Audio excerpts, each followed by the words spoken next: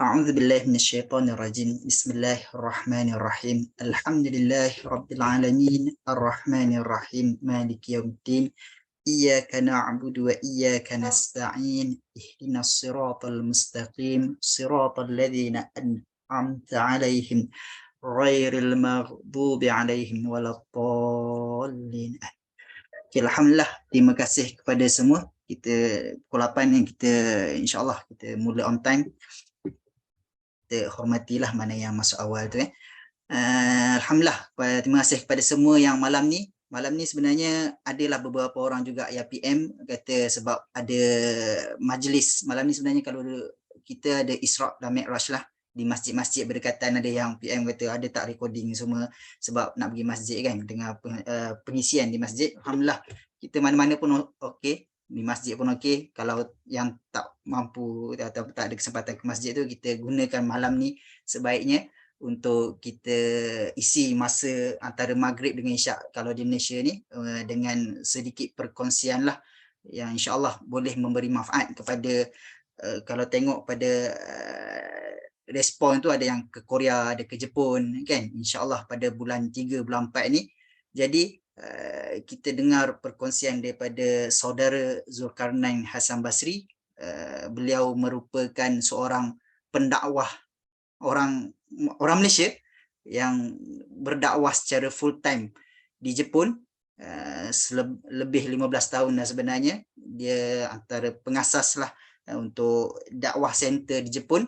InsyaAllah kalau semua yang hadir pada malam ni nak pergi Jepun, Korea, UK, Jerman, ke mana-mana pun negara bukan Islam, boleh gunakan nasihat ataupun apa yang disampaikan, dikongsikan oleh saudara Zulkarnain nanti ni. Pergi ke negara mana-mana pun boleh, jika sesuai boleh diadaptkan di tempat tersebut, kita sama-sama amalkan. Semoga kita pun dapat menarik minat lah kan kepada golongan non-Muslim ni. InsyaAllah mereka ni potential Muslim sebenarnya untuk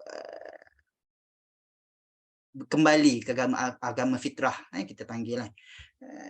InsyaAllah. Sebelum tu, saya akan perkenalkan saudara Zulkarnain tadi dah berkenaan dengan Jepun Dakwah Center jugalah. Sebelum tu saya kongsikan sekejap. Sekejap sebelum kita bermula.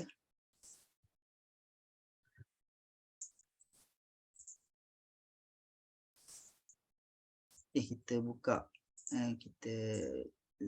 saya lah kongsikan sedikit lah malam ni berkenaan Isra' Mi'raj ni. Surah Al-Isra' ayat pertama kan. A'udzubillahi minasyaitonirrajim. Bismillahirrahmanirrahim. Subhanalladzi asra bi'abdihi lailan minal masjidil harami ilal masjidil aqsa alladzi barakna haulahu linuriyahu min ayatina innahu huwas samiul alim. Mungkin Allah perjalankan Nabi Muhammad lah dari Masjidil Haram ke Masjidil Aqsa untuk menunjukkan tanda-tanda kebesaran Allah Subhanahu Wa Taala. Mungkin nanti korang pun sebenarnya kalau pergi ke negara luar ni, kalau di Malaysia ni pergi mana-mana pun senang jumpa masjid. Jalan kejap ada masjid, ada surau, nak solat senang. Okey. Tapi bila dah pergi negara asing ni, negara bukan Islam, kalau di Jepun sendiri pun nak jumpa masjid, surau, tempat solat itu mungkin agak susah, kena masuk ke bilik mana-mana kan, mungkin fitting room ke apa ke untuk solat. Jadi usaha sekarang ni pun Jepun Dakwah Center pun dalam usaha lah untuk membanyakkan masjid ataupun rumah ibadat ataupun pusat dakwah di Jepun. Nanti kita boleh dengar juga perkongsian daripada saudara Zulkarnain. Okey, ni adalah Jepun Dakwah Center lah bagi orang yang mungkin gunakan laptop ataupun komputer, ada handphone ataupun smartphone di tangan tu, bolehlah try ikuti, follow Facebook ataupun Instagram Jepun Dakwah Center ni. Gunakan idea ataupun program-program tu mungkin boleh dimanfaatkan bila korang ke overseas nantilah. Kalau kita tengok kan ya, cara untuk mula mencari Islam, mereka mempunyai jalan untuk mengetahui Islam iaitu melalui rakan-rakan Muslim mereka. Korang ni semua nanti bila dah pergi ke Jepun, Korea, Jerman, UK ke, korang ni akan menjadi mungkin first Muslim friend kepada kawan tu. Jadi korang adalah duta Islam. Jadi nanti kita dengarlah perkongsian daripada saudara Zulkarnain. Ni juga salah satulah dalil untuk kita. Umat Islam adalah umat yang terbaik yang dilahirkan untuk manusia kerana kamu menyuruh berbuat yang ma'ruf dan mencegah daripada yang mungkar dan beriman kepada Allah. Sekiranya ahli kita beriman, tentulah itu lebih baik bagi mereka. Okay, kita sama-samalah yang cuba untuk menunjukkan akhlak yang baik. Malam ni kita ada dua lah tema penting. Satu, cabaran Muslim di luar negara. Kita dengar cabaran nanti daripada saudara Zulkarnain. Beliau dah lama 15 tahun di Jepun. Isteri pun orang Jepun. Jadi awal-awal semua bermula dari awal. Sama juga korang nanti bila nak pergi ke overseas pun ada permulaan dia. Macam mana cabaran itu kan. Untuk mungkin pandangan orang luar terhadap Muslim tu macam mana. And then kita dengar juga perkongsian daripada saudara Zulkarnain cara untuk mendekati masyarakat sekeliling kita untuk memperkenalkan Islam kepada mereka. Okey, tu je kot dari saya. Saya persilakan saudara Zulkarnain Hasan Basri untuk berkongsi kepada pelajar-pelajar yang insya-Allah menjadi dai-dai, jadi duta-duta Islam. Selain daripada belajar yang dihantar ke negara untuk belajar, jadi yang penting juga adalah duta-duta Islam ke negara-negara yang mereka akan pergi insya-Allah. Dipersilakan saudara Zulkarnain. Bismillahirrahmanirrahim. Alhamdulillahirabbil wassalatu wassalamu ala asyrafil anbiya'i wal mursalin wa ala alihi washabbihi ajmain. Amma ba'd. Okey, adik-adik, anak-anak, kawan-kawan, sahabat-sahabat semua, alhamdulillah. Assalamualaikum warahmatullahi wabarakatuh. Nama diberi Zulkarnain Hasan Basri. Terima kasih kepada Halim Sensei kerana sudi memberi peluang kepada saya untuk berkongsi sedikit pengalaman lah yang tak sebanyak mana kepada adik-adik semua. Adik-adik kan anak-anak adik-adik kan anak ni macam mana? Adik dia anggaran lahir tahun 2004 kot. Oh, 2004. Okay, adik-adik. Okay, alhamdulillah. Japan Dakwah Center ditubuhkan pada tahun 2019. Alhamdulillah dengan rezeki daripada Allah, kita telah mampu sedikit sebanyak memperkenalkan Islam kepada warga Jepun ya. Dan apa yang saya nak cerita hari ini ialah sebenarnya pertama ialah cabaran berdakwah di Jepun lah. Cabaran hidup di luar negara. Ni kalau nak cerita lebih kurang 5 jam pun tak cukup rasanya. Tapi tak apa, saya cuba ringkaskan. Halim Sensei, ada berapa masa saya hari ni? Kita target mungkin Zulsam boleh cerita around 20 minutes and then kita mungkin soal jawab dengan pelajar lah bagi mereka yang akan ke ni. Okay. 20 minit agak mencabar agak lah. Sebenarnya 5 jam nak jadikan 20 minit ni. Saya teruskan kepada poin lah. Jadi saya harap semua ambil nota kalau boleh. Yang pertama ialah bila anda keluar di sana akan dapati budaya yang berbeza lah. Dalam Quran Rabbil Alamin, Allah mencipta kita berbagai alam ya. Dan saya harap anda menganggap alam Jepun ataupun alam Korea ni satu alam yang lain di mana cara pemikiran mereka jauh berbeza dengan kita di Malaysia. Mereka di sana mereka agama dengan culture adalah sama. Sedangkan kita agama dengan culture adalah satu benda yang berbeza kan. Contohnya kita pakai baju Melayu. Ini baju Melayu ni culture. Agama kita ialah menutup aurat kan. Tapi mereka contohnya mereka pakai baju kimono kan. Baju tu adalah sama, budaya dan culture mereka sama. Jadi satu benda yang agak sukar lah untuk bila anda berhadapan dengan mereka kan. Jadi contohnya macam kalau mereka pergi ke toko kan, mereka tidak percaya, tetapi mereka buat sebab datuk nenek mereka buat kan, kerana budaya mereka buat perkara tersebut kan. Jadi janganlah anda ikut kerana kalau anda lihat di Jepun lah, saya contoh ambil Jepun Jepun ialah contoh negara yang bagus untuk kita belajar untuk duniawi kerana mereka fokus kepada dunia. Kita manusia ini hidup di dunia ini ada dua tujuan lah. Satu, menjaga hubungan dengan Allah, dan kedua ialah menjaga hubungan dengan manusia kan. Menjaga hubungan dengan Allah mereka tak ada. tapi menjaga hubungan dengan manusia mereka amat ada, kan. Dan kalau kita nampakkan itulah kadang-kadang orang-orang kita kata mereka seperti dah Islam tapi belum Muslim, kan, kerana mereka menjaga hubungan manusia. Dan apa yang menjadikan mereka menjaga hubungan manusia lah, pertama ialah mereka sentiasa berfikir untuk orang lain, tau. Mereka tidak mementingkan diri sendiri. Dengan kata lain, mereka utamakan orang lain, kan. Terutamanya warga Jepun ni, jika dia utamakan diri sendiri ni dia seperti nampak bodoh lah, nampak bodoh depan orang lain. Jadi dia tak nak nampak bodoh. Kalau kata macam dia potong barisan, kan, orang lain akan pandang, ini orang bodoh ni, kan. Dia pun, saya ni bodoh, kan. Jadi dia tak nak mengaku, dia tak nak tunjukkan dia bodoh. Jadi dia buat benda yang baik, kan. Sebab dekat sini mereka berfikir untuk orang lain, kan. Kalau orang yang potong barisan macam mana, kan. Jadi perkara benda begini yang amat berbeza mungkin dengan budaya kita, kan. Sebenarnya ada ajaran Islam, kan. Ajaran Islam itu mengajarkan kita bahawa sentiasa mementingkan orang lain kerana kita manusia, ya. Apa yang kita buat adalah sebenarnya kebaikan, memberi kebaikan kepada orang lain, memudahkan orang lain adalah salah satu ajaran dalam Islam. Tapi kerana syaitan datang kepada kita setiap hari, kita lupa ajaran Islam ni, kan. Menjadikan kita macam terlupa. Kemudian menjadikan kita tidak mementingkan orang lain, mementingkan diri sendiri, kan. Sedangkan kita tahu ajaran Islam itu apabila kita mementingkan diri sendiri, maksudnya kita akan melakukan ketidakbaikan kepada orang lain, kan. Macam kita potong lain ke, ataupun mengambil hak orang lain ke, kan, ataupun mengacau ketenteraman orang lain, kan. Jadi perkara-perkara beginilah yang akan merupakan perkara yang besar.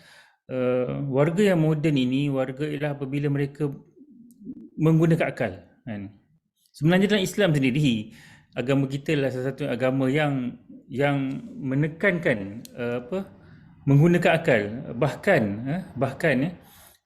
jika kita tak berakal, sembahyang kita tak sah, kan. Pentingnya akal dalam Islam ni, kan. Dan seperti kita semua tahu, kan, daripada awal lagi surah Al-Baqarah lagi ayat 5, Allah mengatakan kita orang berjaya. Kita orang berjaya, tapi masalah sekarang kita kena belajar dari Jepun, melihat mengapa mereka boleh berjaya. Itulah sebenarnya kita salah, kita banyak ketinggalan sebenarnya. Kerana kita telah banyak ditipu oleh syaitan lah, kan. Dan Jepun ini pula mereka adalah salah satu negara yang boleh dikatakan negara yang syaitan conquer lah, di mana manusianya hanya berfikir pasal dunia dan tanpa memikir mengenai akhirat. Dan mereka pula menyembah batu dan kayu tanpa memikirkan apakah ada dalil ataupun kitab yang mengatakan ajaran mereka itu benar, kan. Jadi berbalik kepada kisah tadi, apabila mereka memikirkan mengenai orang lain, adalah menjadi cabaran kepada Muslim, ya. Kerana kita kadang kita tidak biasa memikir kepada orang lain, ya.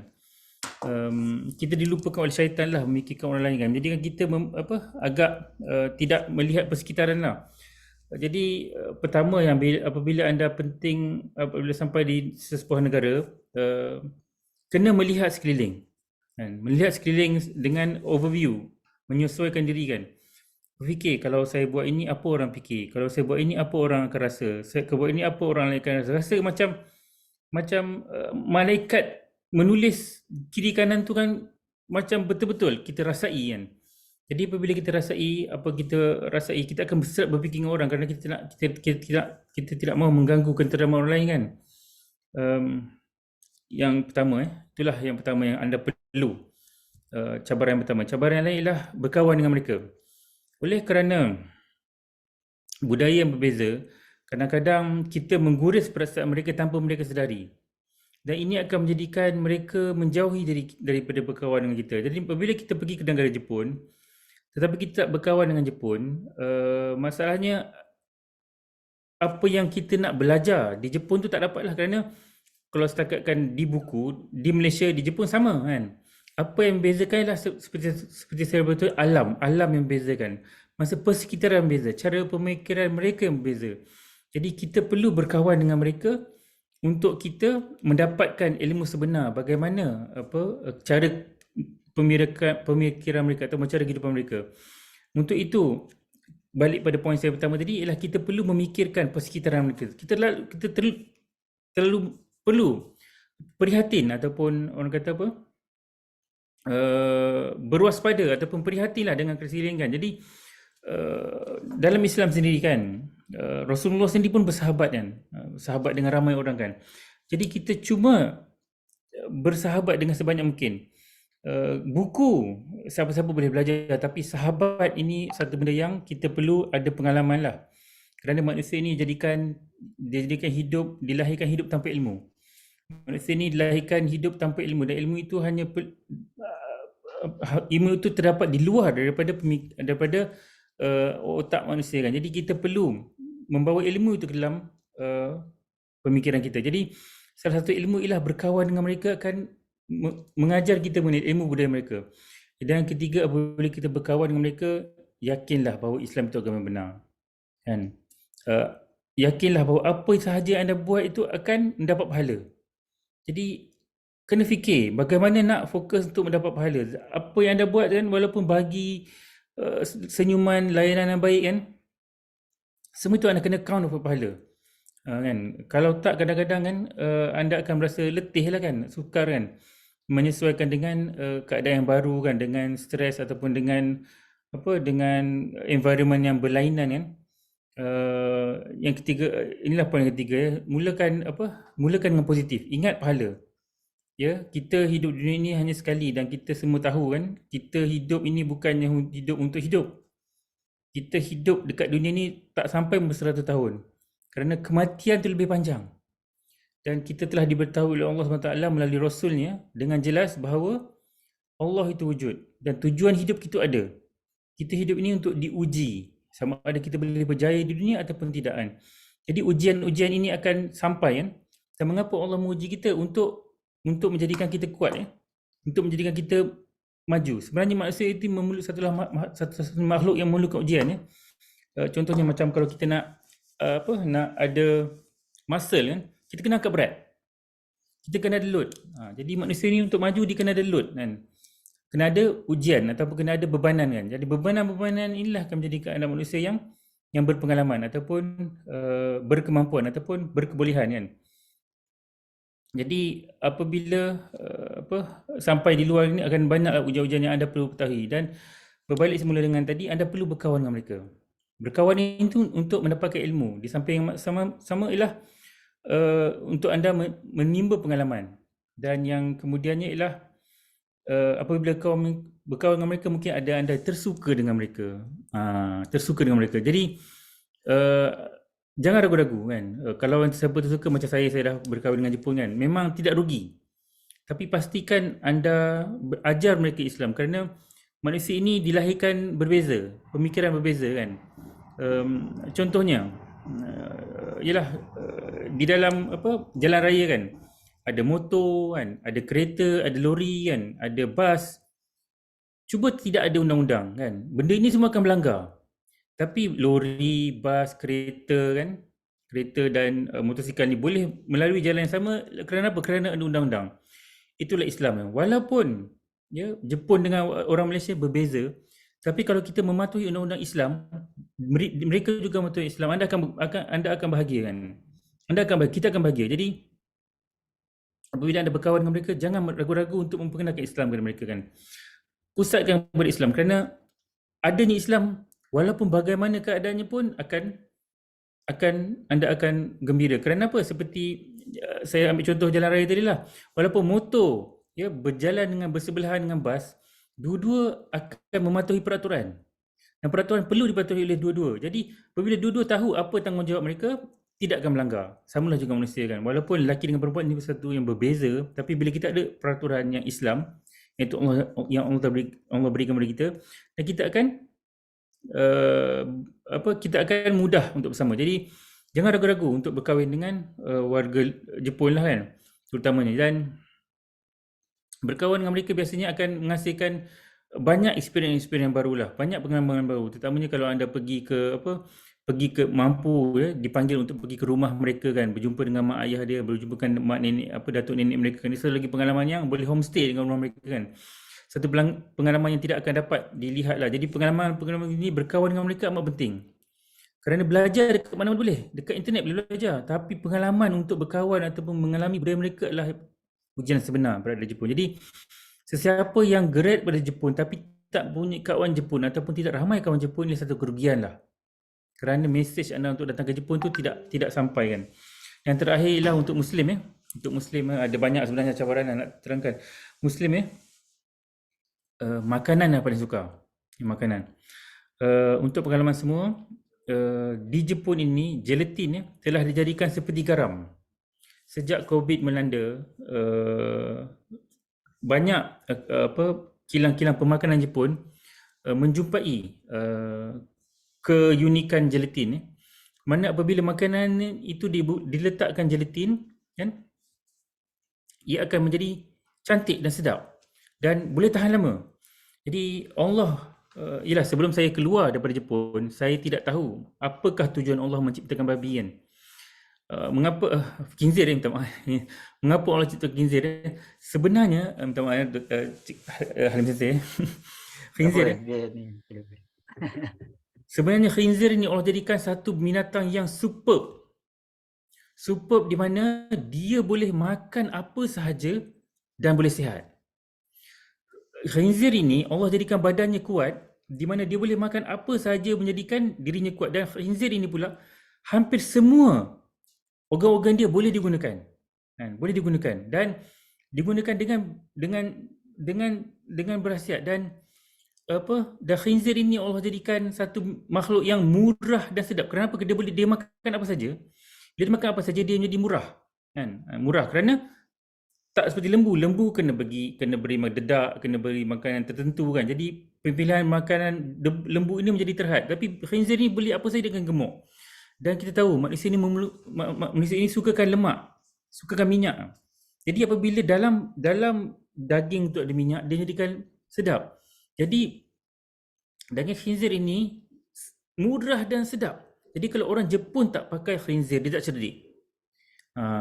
Dan khinzir ini dibuatkan terlalu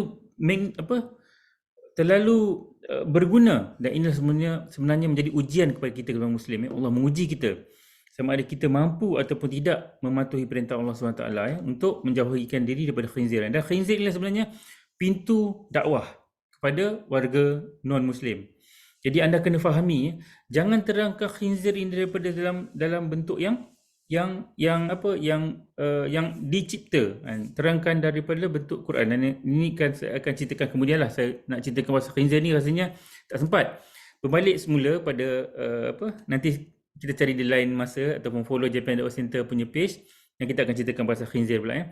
Dan balik mula pada asal tadi, semua makanan ada gelatin. Jadi pastikan anda mencari makanan yang halal. Dan mencari makanan halal amatlah sukar di sini, dan berhati-hatilah dengan makanannya.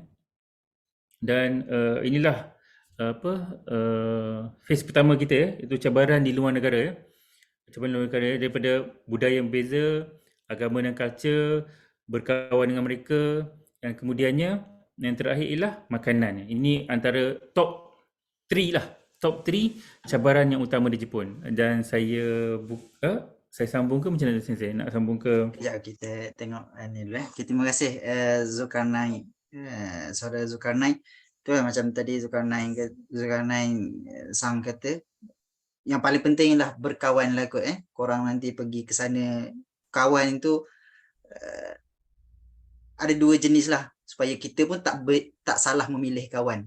Andai kata ada satu hadis Nabi pun yang popular, kita ni akan ikut agama kawan kita. Kalau kita pilih kawan ni betul, insya-Allah kawan tu akan dapat membantu kita, memimpin kita ke syurga lah. Andai kata kita mampu untuk mengajak kawan tu, berdakwah kepada kawan tu, dozo, dipersilakan. Tapi andai kata kawan tu yang boleh mempengaruhi kita ke arah kebaikan, better kita tinggalkan dia.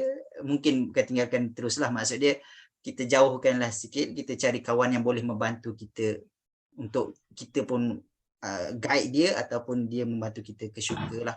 And then satu lagi tadi pesan makanan lah. Biasa kalau pergi ke overseas mana-mana negara pun makanan lah akan jadi satu masalah.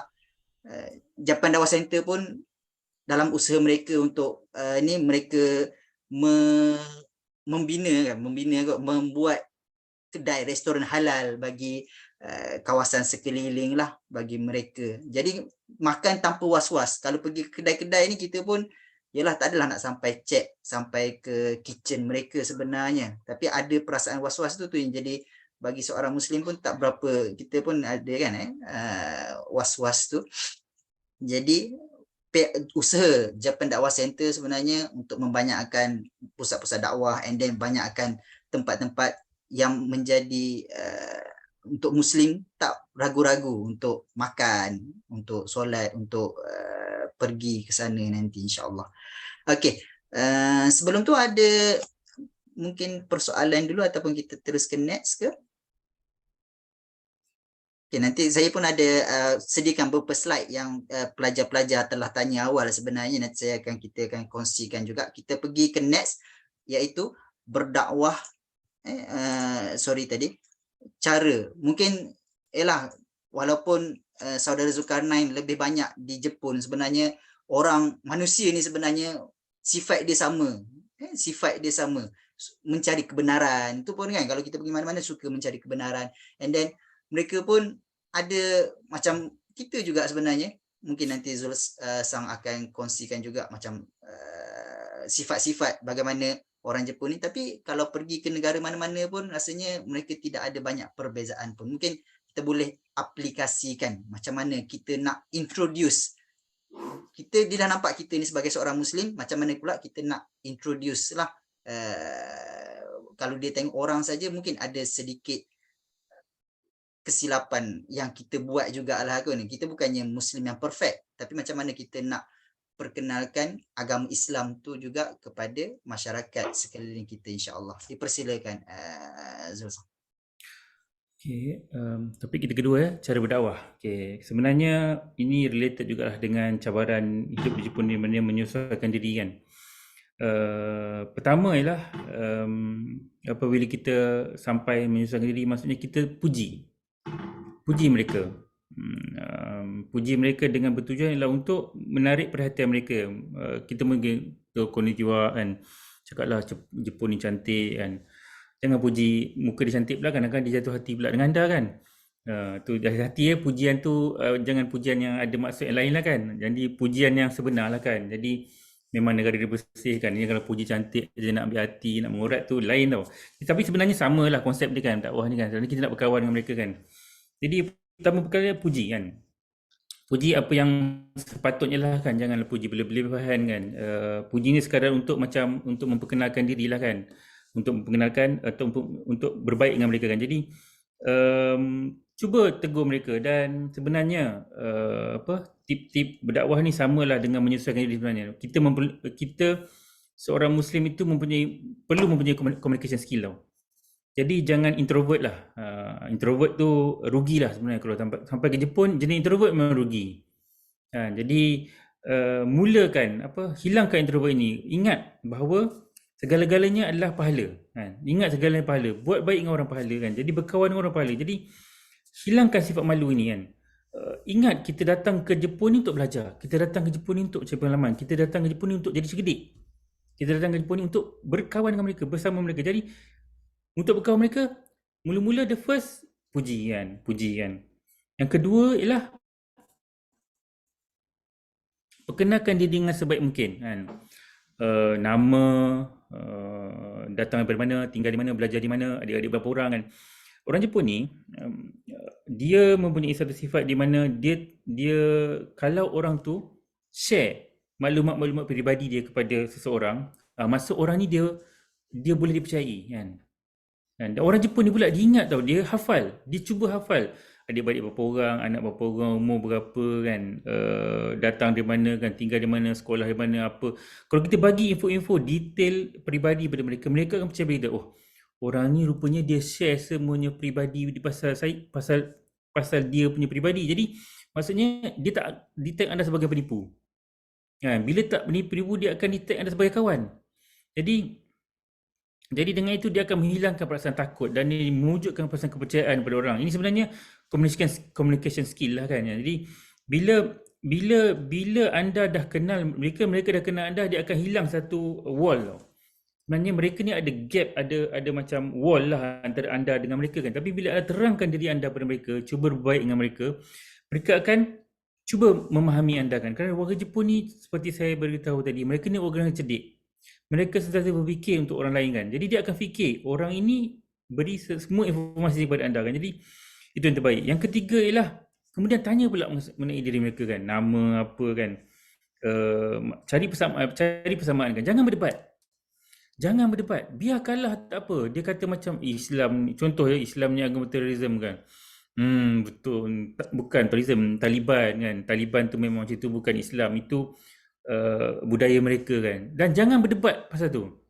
Dia nak kata saya tak tahulah sebab saya tinggal kat Malaysia kan. Saya duduk kat Malaysia, saya Malaysia aman. Negara saya tak ada orang kan. Jadi kalau nak cakap Taliban tu saya kurang pastilah kan, sebab sana negara dunia lain. Samalah seperti anda datang ke Jepun kan. Dunia yang lain.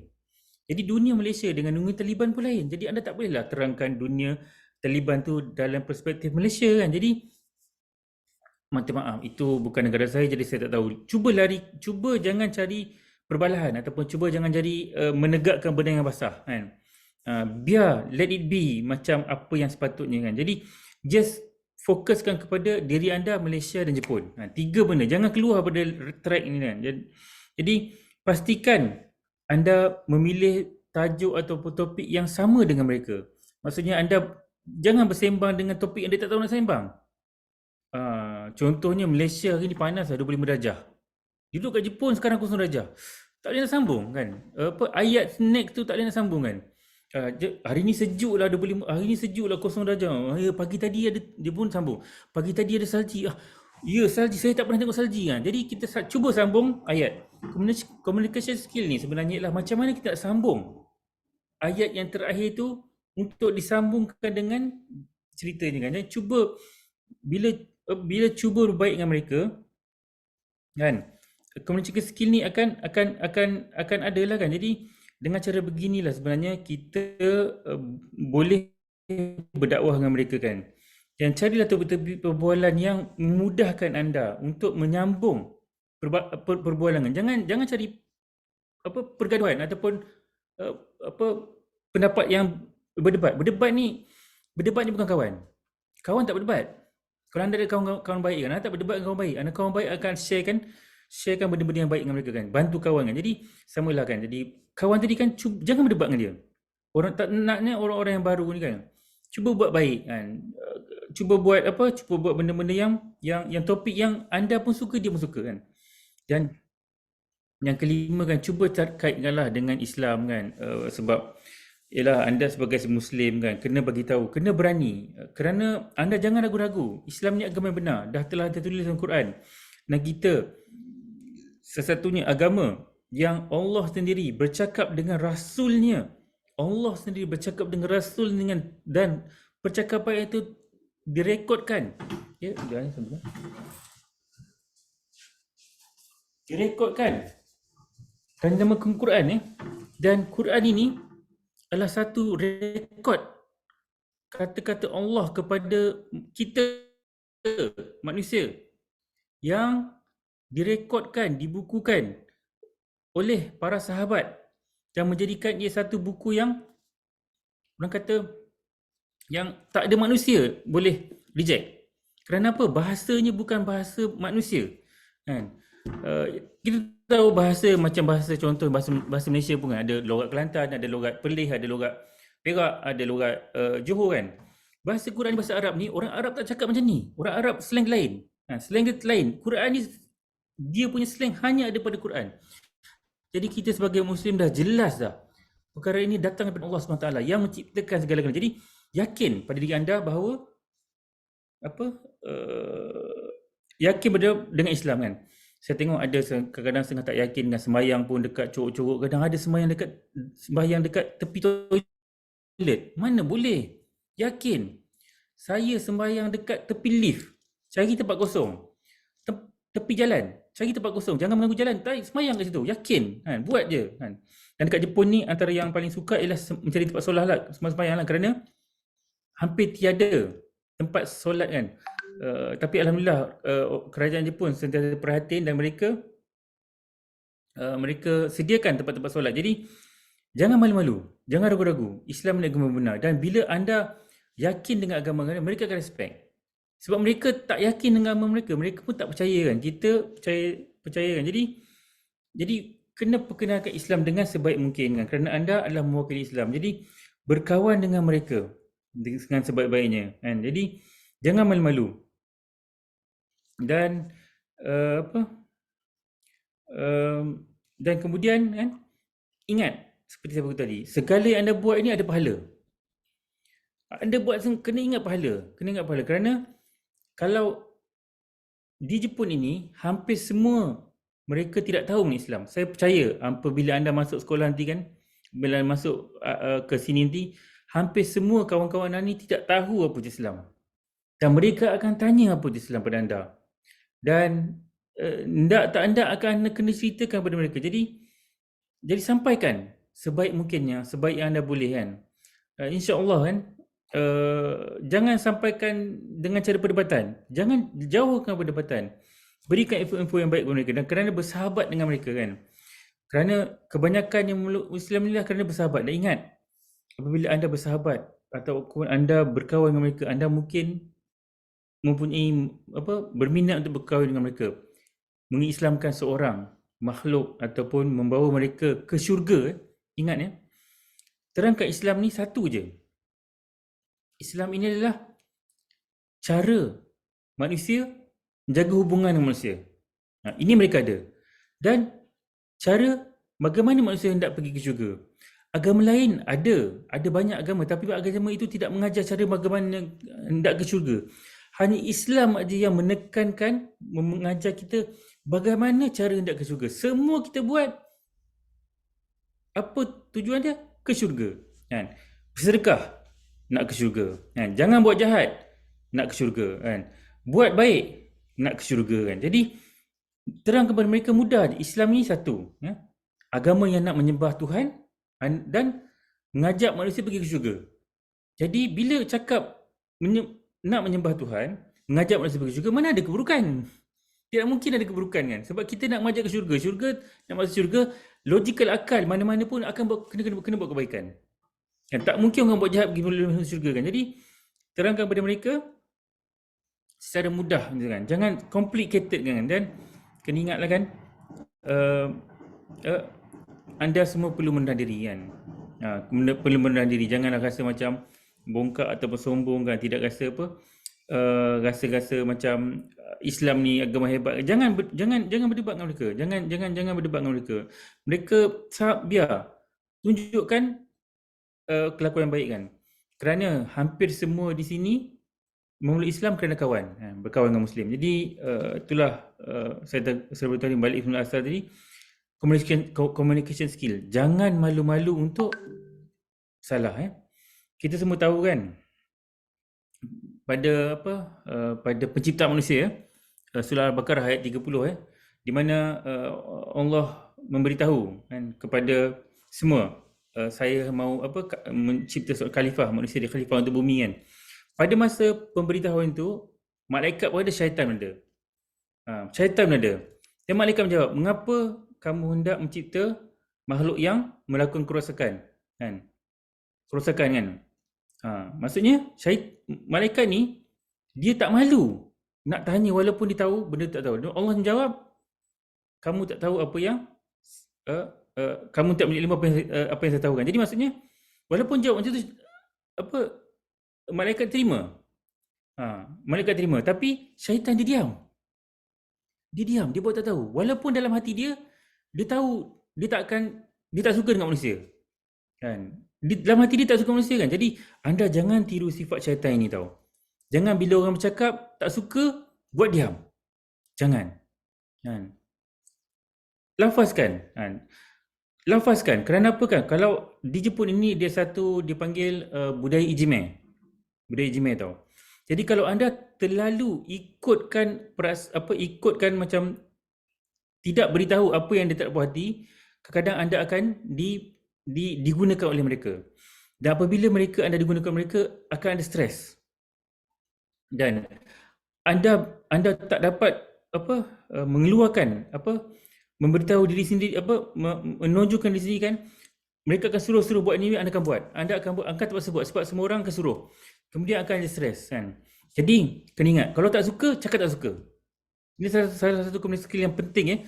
Kalau tak nanti dibagi ijma kat sini daripada kena ragging. Salah satu sifat orang yang kena ragging ialah dia ikut je apa orang cakap. Tengok sifat malaikat. Malaikat dengan Allah pun bertanya. Walaupun malaikat tahu, dia tak tahu kan. Mengapa cipta makhluk yang menciptakan kerosakan. Jadi confident kan. Ini salah satu skill lah kan. Jangan jadi macam syaitan, diam. Lepas tu bila ending bila Allah suruh respect sejadah pada syaitan, baru dia cakap tak puas hati. Jangan jadi macam syaitan tau. Daripada awal lagi dengan mereka kan, bagi tahu, bercakap, berkomunikasi dengan mereka kan. Cuma dengan Jepun ni jangan direct sangat lah kan, jangan anda cakap terlalu direct kan, berlapik kan. Kita pun ada budaya kita berlapik kan. Dan inilah salah satu cara-cara untuk berdakwah kepada warga Jepun ya. Dan sifat-sifat pendakwah yang kena ada ialah pertama ialah anda sebagai rakan kan perlu mempunyai kualiti yang setanding dengan warga Jepun ya. Anda datang ke Jepun ini untuk belajar, bukan untuk belajar saja. Anda untuk belajar jati diri. Sebenarnya jati diri ini ada dalam Islam. Islam ini beriman dan beramal soleh. Soleh itu maksudnya the quality yang tertinggi. Bukan beriman dan beramal. Kita bukan golongan hidup beriman dan beramal. Beramal soleh. Soleh itu maksudnya quality yang tertinggi. Jadi bila anda sampai di Jepun, anda perlu menjadi quality yang tertinggi sebagai Muslim. Supaya anda sama seperti mereka atau lebih baik daripada mereka kan. Dan kena ada menjaga masa. Masa paling penting untuk jaga masa kan. Berjanji tertepati, jangan cakap benda tak tahu. Anda tak tahu, kata tak tahu. Jepun ni dia lebih bangga, dia lebih respect apabila orang tu mengaku tak tahu. Kerana sebenarnya orang yang mengaku tak tahu ni lebih tinggi darjatnya daripada orang yang mengaku tahu tapi tak tahu. Orang yang mengaku tahu tapi tak tahu ini bila dia akan tahu juga akhirnya, dan bila tahu, bila dia anda menipu, memang akan sukar untuk berkawan dengan mereka. Bila anda telah memberi fakta yang salah dan mereka tahu anda beri fakta yang salah, mereka tidak akan percaya pada anda. Bila tak percaya pada anda akan sukar untuk berkawan. Jadi jangan nipu. Tak tahu, jangan cakap. Percayalah, mengaku tak tahu adalah lebih cerdik daripada buat-buat tahu. Saya ulang ya. Mengaku tak tahu adalah jauh lebih cerdik daripada buat-buat tahu. Jadi jangan malu untuk mengaku tak tahu, kerana mengaku tak tahu inilah satu sifat yang cerdik di mata Jepun. Jadi berjanji tepati kan. Jangan cakap perkara yang tak tahu. Dan sifat yang kedua ialah anda perlu fasih dalam bahasa Jepun. Untuk fasih ni, belajar tu penting, tapi berkawan kan. Communication skill kan. Saya beritahu tadi, kena wujudkan ramai kawan, kena berkawan kan. Anda kena ada kawan yang rapat. Saya dulu kan, alhamdulillah lah, ada seorang kawan yang rapat yang saya bukan gunakanlah, ambil info yang baik sepenuh daripada dia macam mana nak berhubung berkawan dengan orang Jepun. Dan alhamdulillah akhirnya Allah anugerahkan dengan kelebihan boleh berbahasa Jepun dengan lancar kan, berbeza dengan orang lain. Dan yang ketiga ialah bila anda datang Jepun atau pergi Korea, pastikan anda suka dengan budaya mereka. Anda tak boleh belajar di tempat yang anda benci. Anda kena minda setting ni kena suka. Kena suka budaya mereka, suka Jepun, suka makanan mereka. Baru anda boleh absorb. Kalau anda ada benci sifat mereka, memang kadang-kadang jumpa orang yang jahat kan. Ada sebenarnya. Jangan ingat semua orang jahat. Kan? Tengok macam kisah Zulkarnain dalam surah Al-Kahf kan. Di mana dia pergi ke satu tempat, ada buat kejahatan. Allah cakap, buatlah apa yang kamu mahu kan. Tapi Zulkarnain buat apa? Dia saprik kan. Yang jahat dibalas dengan jahat, yang baik dibantu. Jadi kita bila ada orang warga Jepun tu yang jahat buat kita, jangan ingat semua orang jahat, tak. Jadi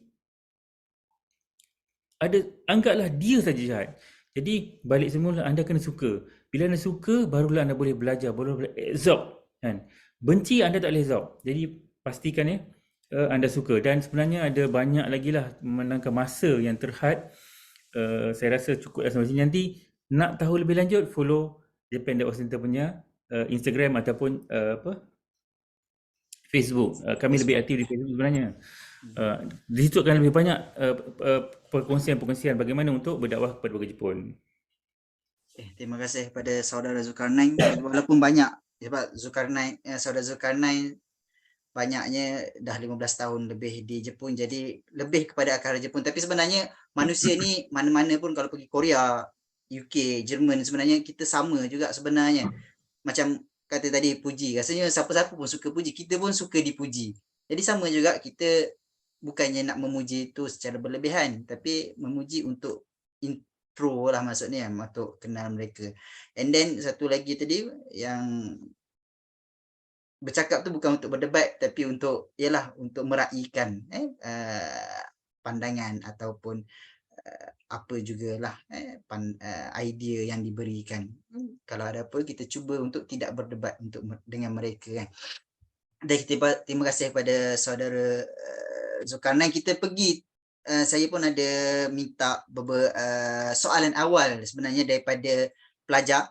Andai kata baru teringat nak tanya ke apa, boleh tanya di ruangan chat. Jadi kita tengok dulu soalan yang telah saya compilekan sebenarnya di ini.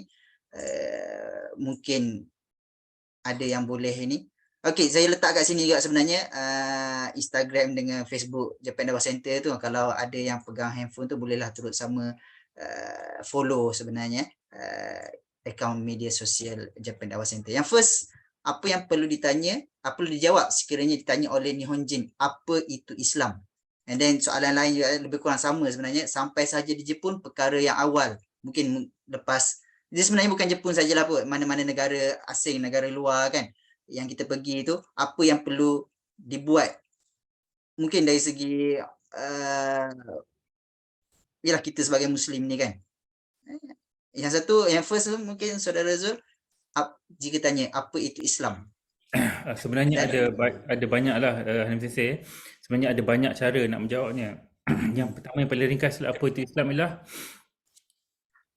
Islam adalah agama yang mahu menyembah pencipta, yang mencipta kita. Satu, Islam adalah agama yang mahu mencipta. Yang kedua ialah agama yang mengajak manusia pergi ke syurga. Agama yang mengajak manusia pergi ke syurga itu dengan menjaga hubungan manusia sesama manusia. Maksudnya Islam ni agama kita berhubungan dengan Allah, berhubungan dengan manusia dengan manusia. Jadi dua ni. Jadi anda detailkanlah, mengajak manusia pergi ke syurga. Jadi bila cakap itu, tak ada siapa yang akan rasa pelik. Janganlah bila cakap Islam ni agama yang mengharamkan arak, mengharamkan air, itu jangan, akan keluarlah benda-benda yang menyusahkan anda, kan. Jadi dua je. Islam adalah kami agama yang cintakan, mahu menyembah Allah SWT, pencipta sekian alam, Rabbil Alamin. Yang kedua ialah Islam adalah mengajak manusia pergi ke syurga. Jadi anda semua nak ke syurga, dalam Islam contohnya. Itu cara yang mudah lah. Okay, terima kasih, menarik. Kalau sebut pasal hukum semua tu, benda tu tak akan endless lah sebenarnya. First, dia punya akidah itulah yang sebenarnya, akidah tu yang penting dulu. Hukum semua tu adalah kemudian ibadah ataupun apa. Okay, terima kasih. Okay, next. Okay, ni mungkin saudara Zulkarnain sendiri mungkin masa kerja dulu, masa belajar dulu, ada pernah menghadapi situasi seperti ini. Apa kalau non-Muslim, kawan, friends ajak makan tempat yang ada daging haram? Bagaimana kita nak berhadapan dengan suasana seperti ini? Okay. Ini sebenarnya peluang pendakwahan. Memang mungkin kalau anda dekat luar, kat Malaysia ni mungkin rasa jijik kan dengan khinzir, kan, tapi sebenarnya itu makhluk Allah juga, ingin ingat. Khinzir ini makhluk Allah juga, kan, yang diciptakan untuk kita supaya kita diuji, kan. Jadi bila diajak, kan, jangan sentuh, jangan makan. Minum aja air. Ikut. Jangan sentuh, jangan minum aja air. Percayalah kan, mereka ini akan hantar satu mesej yang mesej yang jelas, mesej kesian. Manusia ni, orang Jepun ni biasanya punya hati yang baik kan. Bila dia makan, dia tengok orang tak makan, dia tak boleh tahan. Tak boleh tahan. Anda jangan cuba makan. Minta maaf, saya minta maaf, saya Muslim, saya tak boleh makan ini, saya minum air je. Minum air je. Dan kedua, percayalah, next dia tak akan buat lagi benda tu pada anda. Tapi mula-mula anda kena sabar. Sabar. Tak apa makan, saya tak boleh makan, minta maaf, saya agama Islam. Memanglah nampak bunyi perut kerak kan. Sabar. Ingat, pahala Allah beri. Ingat pahala Allah beri. Anda sabar tu ingat. Sabar separuh beriman, pahala Allah beri. Jadi bila diajak itu, sabar, ikut. Jangan tak ikut. Tak nak, saya Muslim. Jadi anda melepaskan peluang berdakwah dah. Kedua, anda melepaskan markah kesian. Dan percayalah, kalau kena markah kesian ni, next silap dia pula belanja anda kan. Mereka pula belanja anda tau, sebab dia kesian tau. Jadi orang kata ialah apa? Sebenarnya peluang lah. Dan kena ingat, apa yang anda buat berdakwah semua ada pahala. Semua ada pahala. Pahala yang besar, berganda-ganda. Jadi jangan ingat dah rugi. Itu saya. Okey. Itulah tadi kita ajak ke restoran ke, bila kita tak makan apa yang mungkin ada makanan yang haram dah, dia jadi pintu masuk lah sebenarnya, pintu masuk kepada kita untuk memperkenalkan, untuk introduce lebih lagi kepada mereka. Sebenarnya kalau kita bagi tahu, mereka boleh je panggil hormati apa pegangan kita, apa jadi mungkin dengan cara tu dia lebih, dia tahu, and then dia mungkin belajar something kan, and then kita tak tahu in the future, kita just convey the message, sampaikan message tu yang menjentik perasaan ataupun hidayah tu Allah Subhanahu Wa Taala. Just kita sampaikan sahaja apa yang kita tahu kan. Okay, next soalan next yang ada ditanya. Okay, ni pun sama juga kot. Makan makanan yang dimasak daripada kuali yang digunakan untuk masak daging babi, tapi kita tidak tahu apa hukumnya. Kita tidak tahu kita tidak tahu. Bagi Zulsan ada ni ke? Ini ada sebenarnya ada beberapa pandangan lah kan. Pandangan di mana untuk sebenarnya babi ni tak boleh pegang. Saya ambil pandangan yang paling ringan sebab memandangkan saya berada di Jepun ni, kalau kita ambil pandangan yang berat memang semua tak boleh makan lah kan. Jadi kalau ikut sentuh babi kan, Jepun pun pegang babi, jadi maksud anda tak boleh salam dengan mereka ke kan? Ada ke orang kena anda pernah ke dengar ada fatwa yang mengatakan orang Muslim nak bersalam dengan warga non Muslim, dia kena dia kena sertu tangan. Tak ada kan? Jadi samalah juga dengan kuali kan. Tapi ada juga pandangan yang mewajibkan sertu kan. Tapi samalah, anda pegang kawanan non Muslim, dia dah pegang babi dah sebelum tu, tapi ambil bila tak ada bau, rasa dan warna kan, dan benda tu dah dibasuh dengan sabun, bismillah kan, insya-Allah kan. Allah tahu kita kesukaran kita kan. Jadi kalau kena sertu semua kedai restoran kat Jepun, memang ada satu kopi pun tak boleh minum kan. Sebab kopi tu pun ada cawan tu pun orang non Muslim dah minum kan. Jadi dia pernah makan babi kan. Jadi tak boleh kan. Jadi wallahu alam, bukan nak mudahkan Islam, tapi fahamilah keadaan darurat di sini kan. Wallahu alam. Suasana sini. Suasana. Okey, terima kasih kepada Zulsan.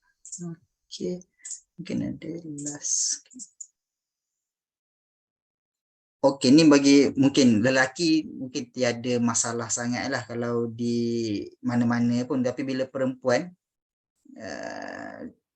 aurat macam mungkin kebetulan dia ada sebilik, macam mana kita nak menjaga aurat sesama Muslim dengan non-Muslim bagi Jepun tu lah. Kalau ada mungkin Zulkarnain sang boleh kongsikan bagi mungkin soalan daripada Muslimah kita di ni. Okay, solat ni biasanya ialah solat kita dia ada 12 sampai pukul 3 kan, akan ada waktu rehat lah kan. Jadi yang mudah ialah pastikan anda sentiasa berwuduk lah kan. Habis wuduk ambil wuduk, habis wuduk ambil wuduk kan. Jadi bila ada wuduk mudah nak solat kan. Solat hanya makan masa 5 ataupun 7 minit paling lama kan. Jadi pertama ialah ada wuduk, dan kedua ialah kadang di Jepun ni dia rumah dia kadang-kadang kalau macam apa kalau dia buat share house, kadang ada yang lelaki dengan perempuan, cuma bilik berbeza kan, bilik berbeza, tandas berbeza, tempat mandi berbeza, tapi mungkin ada ruang tamu sama kan. Jadi setakat ini insyaAllah lah Jepun walaupun dia negara non-Muslim tapi dia ada nilai-nilai ketimuran lah, bukan kebaratan. Ketimuran tu tinggi. Biasanya tak ada masalah lah dengan aurat, dan mereka pun respect dengan kita kan. Apabila berhijab tu mereka ketatkan tengok, dan mereka buka pula jenis suka memandang kepada benda-benda yang begitu kan. Jadi insyaAllah setakat ini kuranglah, kecuali lah kalau anda cuba menunjuk kepada mereka, mungkinlah mereka tengok, tapi biasanya mereka akan respect, dan mereka orang timur kan. Jadi biasanya tak ada masalah lah. Dan Jepun ni pun dia bukan peluk pegang-pegang, dia tunduk macam ni kan. Daripada asasnya mereka tak bersentuhan. Daripada asasnya mereka tak bersentuhan. Jadi biasanya Muslim tak ada masalah dengan Jepun ni kan. Biasanya lah kan. Allahu'alam. Assalamualaikum.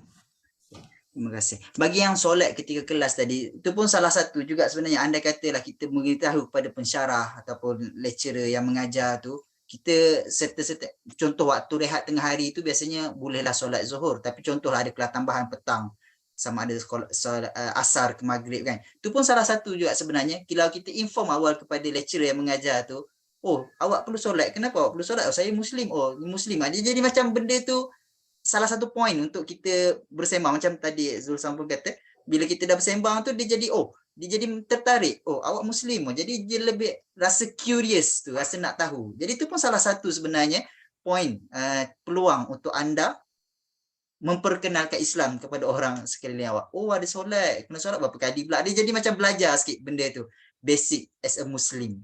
Itu pun salah satu yang menarik lah. Kita just inform je pada lecturer tu yang mengajar tu, maaf saya perlu solat untuk 10 minutes kan, kena rehat masa. Jadi mereka pun lepas ni mereka akan put in mind lah, nak buat apa-apa pun, oh orang ni Muslim, dia kena solat. Dia nak pergi mana-mana pun dia akan concern berkenaan kita. Jadi untuk good point jugalah untuk anda semua untuk ke overseas nanti sebenarnya. Itu je kot daripada soalan-soalan yang ada. Kalau ada soalan yang nak tanya secara live ataupun type di chat, Zulkarnain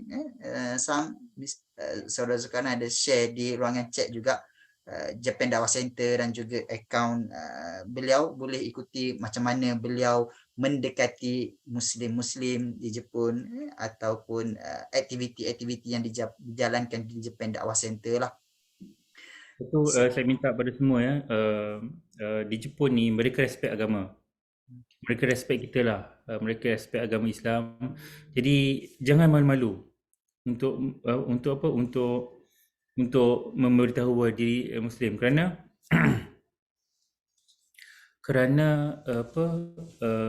mereka respect kepercayaan seorang. Jadi kalau boleh daripada asal lagi bagi tahu daripada awal, supaya tak ada masalah kemudian.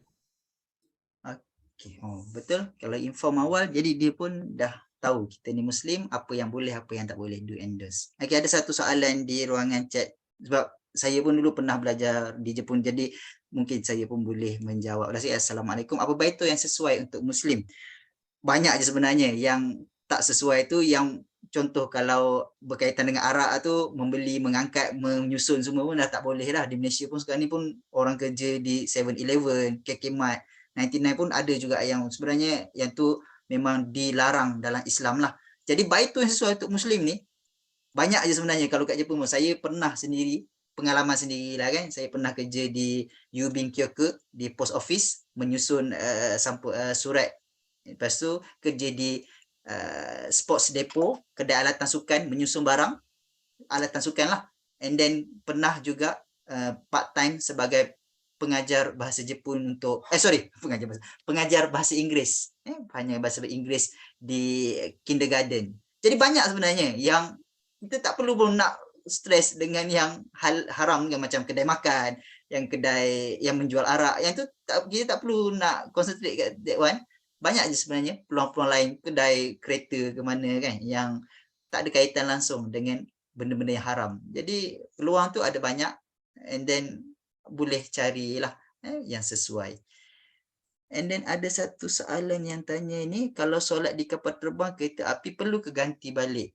Kalau anda kata kita dah solat dalam keadaan sempurna, menghadap kiblat, dalam keadaan wuduk, duduk atau berdiri itu, yang tu ikut kemampuan. Kalau dalam kapal terbang kita kena duduk, tak boleh berdiri. Jadi tapi kita dah mengikut semua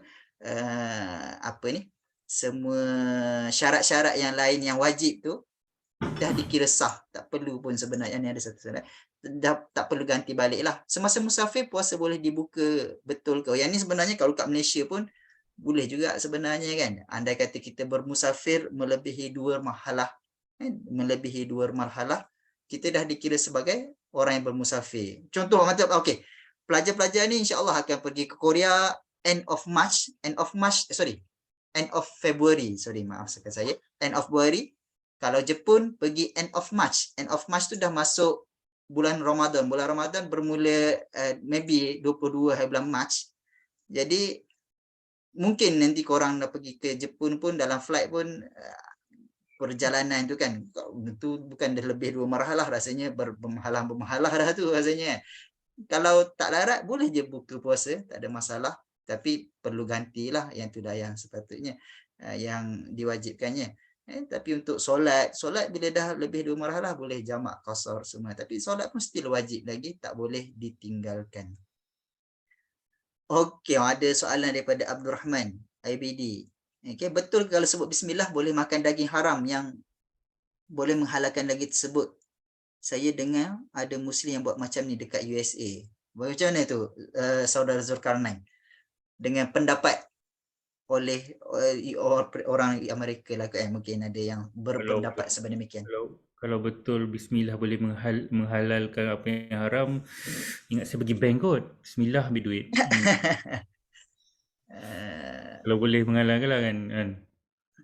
Jadi haram tetap haram dalam Islam.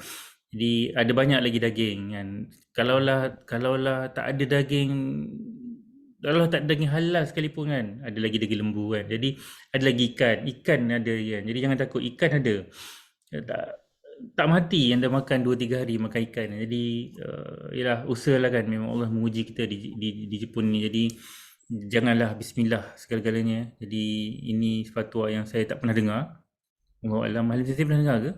Bismillah menghalalkan. Saya pun, andai kata darurat tu mungkin boleh diterima lah. Tapi andai katalah kita ada option lain, daging macam tadi Saudara Zulkarnain, daging, ikan, sayur yang lain, kita pun tak adalah, andai kata tak makannya benda itu, kita ada option, berbeza lah kan. Tapi bismillah tu sebenarnya ketika menyembelih lah. Okay, kita menyembelih tu yang perlu menyebut nama Allah, bukannya ketika makan ikan tu adalah sunnah lah. Jadi haiwan tersebut perlu disembelih mengikut ajaran Islam lah kan. Disembelih, anda kata sembelihan tu dah mengikut ajaran Islam, dah halal dimakan. Tapi sekiranya kita pun sebenarnya kenapa ditetapkan tu, kita pun tak tahu haiwan tu dibunuh ke, maknanya diproses macam mana. Kadang-kadang yang non-Muslim ni genjatan elektrik, dilemaskan. Jadi benda tu sebenarnya tak elok sebenarnya bagi kesihatan kita lah, sebab pengaliran darah tu kan. Jadi anda kata makanan yang halal, insya-Allah baik untuk kesihatan. Okay, kita cuba elakkan lah. And then ini mungkin saudara Zulkarnain lama dah di Jepun. Boleh ke kalau melawat ke temple shrine Jepun, apa yang perlu dielakkan di sana? Okay, ini kena berhati-hatilah, kena ingat kalau cakap shrine Jepun ni nampak macam tarikan pelancong.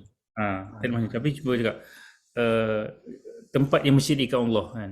Jadi akan nampaklah kan. Jadi shrine ni sebenarnya kita kena guna tempat mensyirikkan Allah kan. Jadi ialah tempat yang akan yang dosa yang paling Allah benci lah. Dosa yang Allah tidak boleh maafkan. Selain daripada ini Allah maafkan. Jadi bila beritahu tempat yang Allah tak maafkan, maksudnya tempat lanat lah kan. Tempat lanat lah.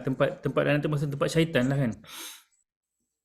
Kena tahu syaitan ni dia dia term tau, dia bukannya makhluk tau.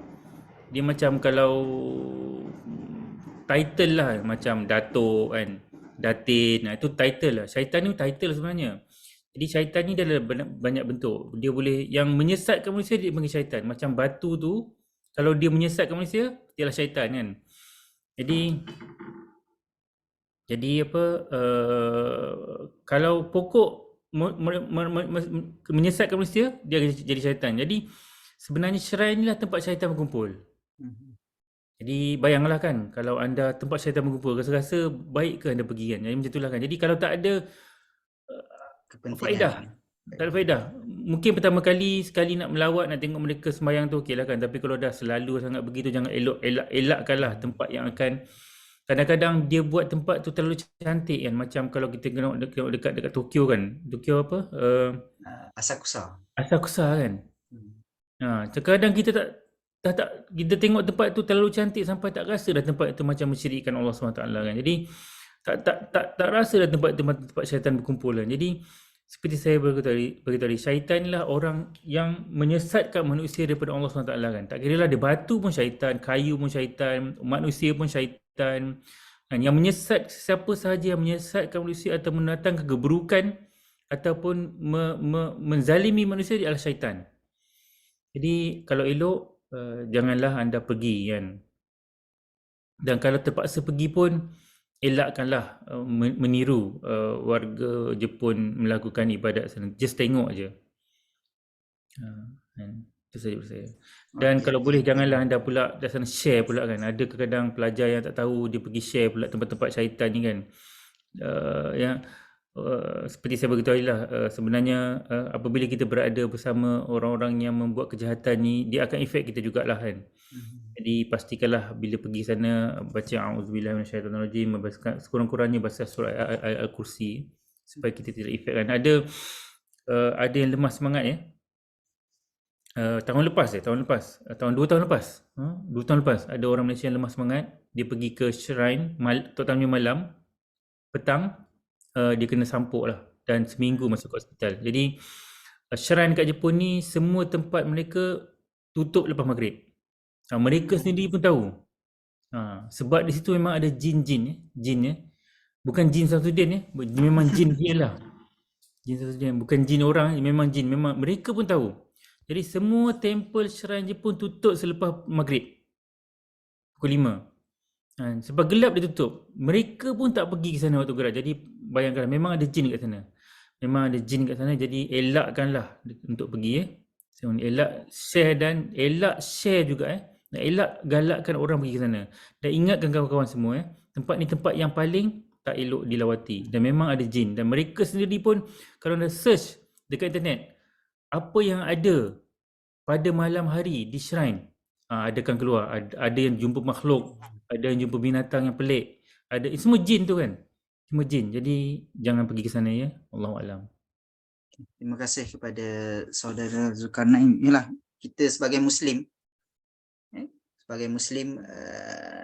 percaya Allah tu yang berkuasa atas segala sesuatu lah. Apa yang paling Allah tak suka adalah mensyirikkan Allah kan. Maknanya percaya ada kuasa lain yang mampu untuk mempengaruhi kita, menjadikan something lah, memberi manfaat ke, memberi keburukan ke. Kalau kita percaya ada kuasa selain Allah, tu dah kira termasuk dalam syirik. Jadi ialah masyarakat luar, bagi non-Muslim lain, dia percayalah ada benda lain yang mampu untuk memberi faedah, memberi manfaat pada mereka. Jadi tempat-tempat itulah yang menjadi tempat sembahan mereka kan, supaya kita dijauhilah insya-Allah. Kepada semua ni yang mungkin akan pergi ke Jepun, Korea, UK, Jerman tahun ni atau tahun depan, ingat balik tujuan asalnya memanglah dihantar oleh kerajaan, mungkin pergi dengan sendiri ke untuk belajar. Tapi kita ni sebagai Muslim, untuk kita jagalah jati diri kita kan. Sekarang ni mungkin ada kawan-kawan, ada parents untuk melihat kita, tapi dah pergi sana nanti kebanyakannya akan jadi seorang, sebilik. Tak ada orang nak tengok, tak ada orang nak monitor. Jadi kita perlu jaga diri kita sendiri kan. Jadi perlu juga kita berkawan dengan orang yang baik, kita adakan perjumpaan untuk saling mengingkati kan, supaya kita tak sesat. ke arah ke yang tidak elok lah, insyaAllah. Tu je kot. Okey, ada satu daripada program Jerman ni, saudara Zul. Saya dari program Jerman. Mungkin orang Jerman tidak sebaik orang Jepun. Dan soalan saya, kalau orang-orang itu mengutuk Islam. Okay, baru ni pun ada kes yang membakar kitab kan. Mungkin Jepun tak adalah kes macam tu. Ini contoh mengutuk Islam. Tapi kita tidak tahu macam mana nak counter ague. Jadi in that situation, apa yang perlu kita buat? Mungkin Zulsan sendiri pernah ke macam orang kutuk usaha di Jepun, wallahu alam, kalau ada boleh kongsikan. Begini kita tengoklah sirah balik, sirah Rasulullah di mana kalau kita nak kutuk ni, saya rasa tak ada orang yang boleh teruk, lebih kutuk daripada Rasulullah SAW kan. Rasulullah SAW siapa yang kutuk? Bukan Rasulullah SAW siapa yang kutuk? Abu Jahal, Abu Lahab kan. Dan apa respon Rasulullah? Tak ada buat apa-apa, senyap kan.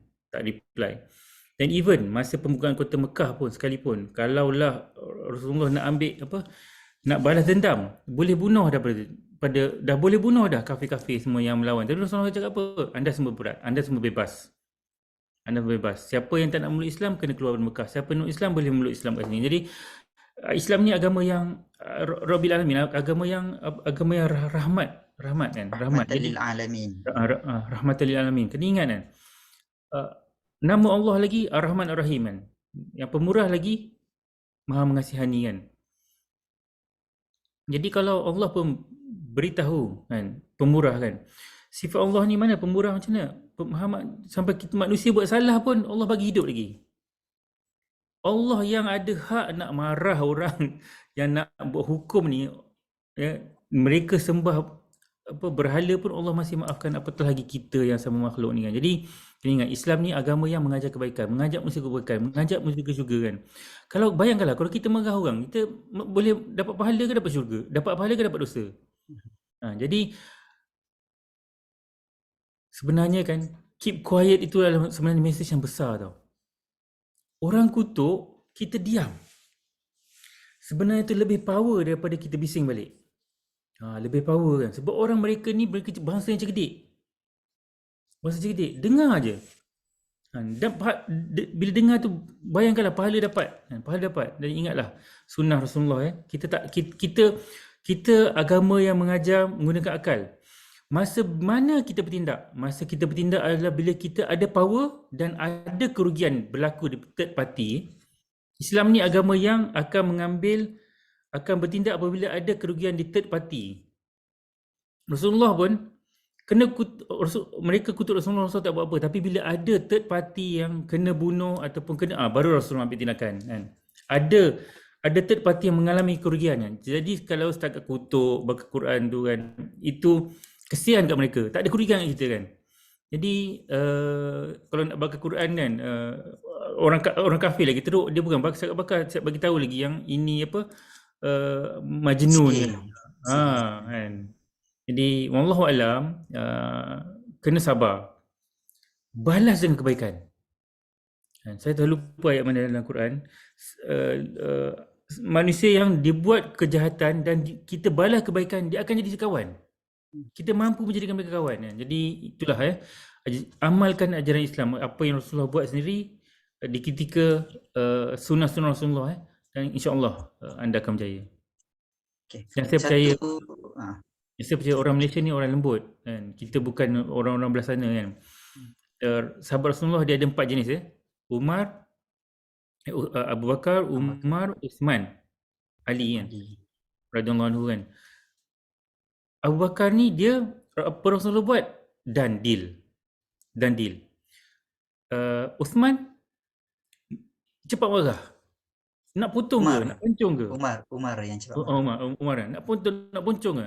Nak pantung, nak poncong ke? Uthman pemaaf. Kita ni insya-Allah lah darah Uthman saja. Orang Asia ni darah pemaaf kan. Mudah maafkan orang kan. Bukanlah saya nak kata orang yang bangkang ni salah, tak. Kita dicipta untuk pemaaf.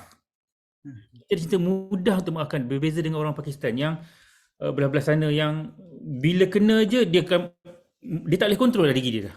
Membuat-buat. Kita alhamdulillah boleh kontrol, mudah nak kontrol. Jadi ikutlah apa yang Allah cipta kita kan. Mudah kontrol, kita kontrol.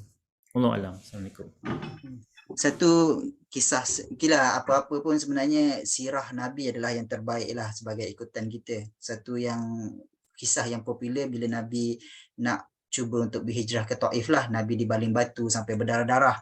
Tapi malaikat pun, kisah yang hadis yang popular lah kan, malaikat pun memberikan macam idea lah nak musnahkan ke tidak warga Taif pada masa tersebut. Tapi Nabi dengan sifat pemaaf beliau, baginda, beliau mendoakan semoga generasi Taif tu menjadi orang yang kuat, orang yang Muslim lah maksudnya. Jadi Islam pun berkembang daripada orang-orang tersebut. And then satu lagi juga yang kalau kita tahu pun, daripada semua orang tahu, Umar Al-Khattab tu orang yang sangat bencikan Islam. Dia pun salah seorang musuh Islam yang nak bunuh Nabi pun sebenarnya. Orang yang nak bunuh Nabi. Dengan ayat Al-Quran dapat membantu, dapat melembutkan hati beliau dan menjadikan beliau seorang Muslim yang sangat kuat juga jadinya. Maknanya orang yang nak bunuh Nabi kot. Kalau orang yang bakal Quran tu tak adalah kan. Maknanya tak adalah sampai nak bunuh Nabi ke apa kan. Ni orang yang nak bunuh Nabi, Umar Al-Khattab tu pun selepas Muslimnya beliau menjadi orang yang Khalifah Ar-Rashidin lagi yang kedua. Jadi kita sebenarnya dengan orang-orang yang mungkin nak provoke, nak memusuhi ke apa, kita try untuk baling batu, kita balaskan dengan buah, something yang baik lah, supaya dapat menarik hati mereka juga, insyaAllah. Itu je dah kot Wallahualam, perkongsian daripada saudara Zulkarnain daripada Japan Dakwah Center. Semoga apa yang beliau kongsikan, walaupun banyak sebenarnya berkenaan Jepun, tapi sebenarnya banyak je boleh diadaptasi, digunakan di mana-mana pun sebenarnya, di Korea, di Jerman, di UK, ke mana-mana pun. Dan kita jangan lupa kita ni sebagai seorang da'i, seorang Muslim lah, mana ke mana-mana pun kita pergi, kita tunjukkan akhlak Islam yang baik itu. Semoga apa yang kita tunjukkan itu, yang kalau salah ke apa, bukan tak akan menjadi fitnah kepada Islam. And then kita perbetulkan niat balik nak pergi ke overseas tu selain belajar untuk supaya apa yang kita, perjalanan kita, apa yang kita buat tu mendapat pahala dari Allah Subhanahu Wa Taala, insya-Allah. Daripada Zul Sang, mungkin akhir kata, ada apa-apa yang nak disampaikan kepada pelajar-pelajar yang insya-Allah mungkin nanti kalau ada pergi Jepun tu boleh singgah di JDC, Japan Dakwah Center di Osaka, mungkin turut sama dalam aktiviti-aktiviti di Japan Dakwah Center yang untuk menarik masyarakat Jepun sekeliling. Mungkin daripada kata akhir daripada saudara Zulkarnain, dipersilakan. Berkawan dengan Jepun ni penting. Betul, saya katakan penting berkawan dengan mereka untuk berdakwah. Tapi sama juga penting anda perlu mempunyai kawan Muslim yang boleh mengingatkan anda bahawa Islam. Jangan anda terikut mereka sehingga anda menjadi Jepun atau menjadi Korea ataupun menjadi Jerman, ya. Jadi ingatlah, mereka di sini kebanyakan mereka tidak memikirkan akhirat, tidak percaya adanya alam selepas mati. Jadi kalau kena berhati-hatilah kan, kita boleh baik tapi bukan hingga merosakkan akidah kita. Dan pastikan sekarang ni dah ada banyak ilmu, video, YouTube, macam-macam artikel. Pastikan ada pengisian, ya. Kerana kita manusia ni dicipta daripada tanah. Tanah ni maksudnya dia kena air untuk lembut. Kalau tanah tu 10 tahun tak kena air, dia keras. Dan apabila tanah kehilangan air, dia akan jadi batu. Ini tanah tau. Tapi bila dah dikeringkan air, jadi batu. Jadi samalah macam anda kan. Kalau diri anda telah lama sangat tidak dituangkan ilmu agama, anda akan jadi keras. Hati anda jadi keras. Bila hati anda jadi keras macam ni, nak balik semula memang payah. Jadi jangan, pastikan hati anda tidak keras. Pastikan ada pengisian supaya tanah anda jadi lembut. Bila tanah lembut, dia akan mudah menerima hidayah kan. Jadi pastikan hidayah itu anda mampu menerima hidayah kan. Jadi pastikan ada, tak banyak tak apa, sebab tanah ni diperlukan air dan air ni tak banyak-banyak kan. Tapi konsisten. Ingat konsisten. Jadi pastikan ada kelab-kelab agama ataupun pengajian-pengajian agama ataupun kawan-kawan yang Muslim yang sentiasa mengingatkan anda kepada Allah SWT. Wallahualam. InsyaAllah. Terima kasih kepada saudara Zulkarnain. Saya ucapkan all the best pada yang akan ke Jepun, ke Korea, ke Jerman, ke UK. Semoga berjaya dalam pelajaran dan tunjuk yang Muslim juga mampu untuk berjaya dan menjadi pelajar cemerlang insyaAllah. Okay, sebelum kita tamatkan pada sesi kali ini, mungkin kita boleh buka kamera yang kita ambil gambar kenang-kenangan. Ni Halim Sensei kena buat muka handsome ke? Dah handsome dah insyaAllah. Okay. Okay, mungkin Amar Rifki. Amar Rifki belajar di mana sekarang preparation? Kat Intek lah. Dia Intek, okay, Jerman. Okay. Jerman. Okay, insyaAllah. Akasha ke Jepun nanti, ramai ke Jepun lah sebenarnya, tapi boleh digunakan. Okay. Dia ramai lelaki pada perempuan ya? Engineering kan, kalau engineering ramai lelaki lah. Okay. 1, 2. Okay, ramai. Abbas. 1, 2, 3. Okay, insyaAllah. Ramai sebenarnya nanti semua kalau dah nak ke Jepun, Korea, Jerman, UK semua dah terror kot bahasa negara masing-masing. Gunakan kelebihan bahasa korang tu untuk belajar pun satu, untuk berdakwah, untuk kenalkan Islam juga satu juga, insyaAllah. Semoga apa usaha kita ni diberkati oleh Allah Subhanahu Wa Taala dan diganjari pahala, dan insyaAllah kita akan berkumpul lagi di syurga Allah nanti insyaAllah. Tadi saya nampak macam ada non-Muslim. Ada non-Muslim ke tadi? Kejap kan? Wallahu alam. Tak pasal. Kalau ada, tak ada ke B, tak tahulah B ni siapa. Okay. Semoga kita dapat berkumpul lagi di syurga Allah Subhanahu Wa Taala insya-Allah. Okay, saya sudahi dengan wabillahi taufiq wal hidayah. Assalamualaikum warahmatullahi taala wabarakatuh. Kita tangguh dengan tasbih kafarah dan surah wal asr. Subhanakallahumma wa bihamdik asyhadu an la ilaha illa ant astaghfiruka wa natubu ilaik. Wal asr innal insana lafi khusr illa alladhina amanu wa 'amilus solihat wa tawassaw bil haqq wa tawassaw bis sabr. Terima kasih pada saudara Zulkarnain dan kepada semua peserta malam inilah. Semoga semua berjaya dalam bidang masing-masing insya-Allah. Okay. Assalamualaikum warahmatullahi taala wabarakatuh.